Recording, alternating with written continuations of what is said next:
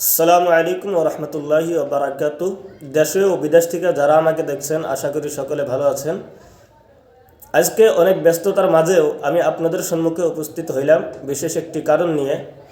সর্বপ্রথম আপনারা স্ক্রিনের মাধ্যমে লক্ষ্য করেন, একটি ভিডিও ক্লিক আমি দিচ্ছি, মনোযোগ দিয়ে শুনবেন, তারপরে ইনশাআল্লাহ কথা বলছি। নাটক আছে, মনোরঞ্জন আছে, আসেন আইগান, আসেন আসেন আইগান।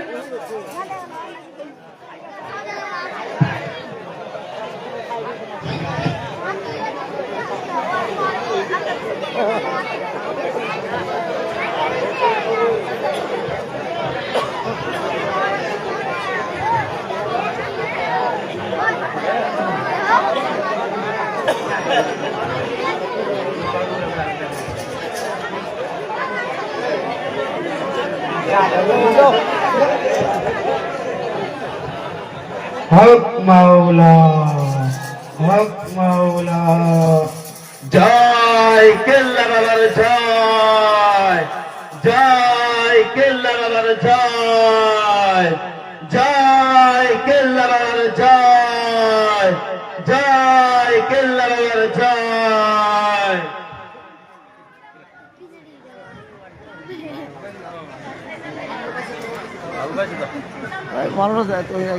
বাবা আপনি এখানে বসুন, এদিকে আসুন, এদিকে এদিকে বসুন, হ্যাঁ এদিকে। জয় কেল্লা বাবার জয়, জয় কেল্লা বাবার জয়, জয় কেল্লা বাবার জয়। প্রিয় দর্শক, ভিডিও ক্লিপটা আপনারা দেখলেন।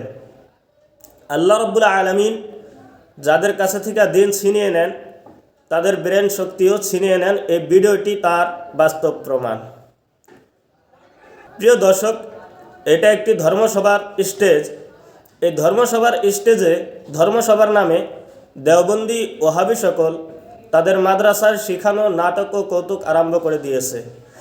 এই নাটক ও কৌতুকের দ্বারা তারা মূলত পীর আউলিয়া গাউস কুতুবের বিরোধিতা করার চেষ্টা করছে, এবং কি তারা এই ভিডিওর দ্বারা আউলিয়া প্রেমিকদেরকে আউলিয়াদের কাছে থেকে দূরে সরায় নেওয়ার চেষ্টা করছে, এবং কি তারা এই ভিডিওর দ্বারা তারা আমাদের ঈমানকে ধ্বংস করার চেষ্টা করছে। এই সমস্ত ফিরাউনের বংশধর ইয়াজিদের চেলা মোহাম্মদ ইবনে আব্দুল ওয়াহাব নজদির পাউচাটা কুকুর লেবাসদারি মোল্লাদের ক্ষেত্রে আজ থেকে প্রায় 1450 বছর আগে আল্লাহ রসুল সাল্লাল্লাহু তাআলা আলাইহি ওয়াসাল্লাম পবিত্র হাদিস শরীফের মাধ্যমে বলে গিয়েছেন। মুসলিম শরীফের হাদিস, হাদিসটি আপনি মিশকাত শরীফের মাধ্যমেও পাওয়া যাবেন। মিশকাত শরীফ প্রথম খণ্ড 28 নম্বর পৃষ্ঠার মাধ্যমে হাদিসটি উল্লেখ করা রয়েছে। আন আবি হুরায়রা রাদিয়াল্লাহু তাআলা আনহু قال قال رسول الله صلى الله عليه وسلم يكون في آخر الزمان دجالون كذابون يأتونكم من الأحاديث بما لم تسمعوا أنتم ولا آباؤكم فإياكم وإياهم لا يضلونكم ولا يفتنونكم رواه মুসলিম। অর্থাৎ আল্লাহ রসুল সাল্লাল্লাহু তাআলা আলাইহি অর্থাৎ আবু হুরায়রা রাদিয়াল্লাহু তাআলা আনহু থেকে বর্ণিত, তিনি বলেন আল্লাহ রসুল সাল্লাল্লাহু তাআলা আলাইহি ওয়াসাল্লাম বলেছেন যে আমার উম্মতের মাধ্যমে থেকে আখিরি জামানায় কিছু এমন লোক আসবে যারা নিজেকে আলিম দাবি করবে, যারা নিজেকে আলিম দাবি করবে এবং কি বলবে যে আমরা আলিমে দিন, তোমাদেরকে দিনের পথে ডাকছি, কিন্তু হকিকতে তারা কোনো আলিম নয়, তারা হবে মিথ্যাবাদী এবং কি ধোঁকাবাজ।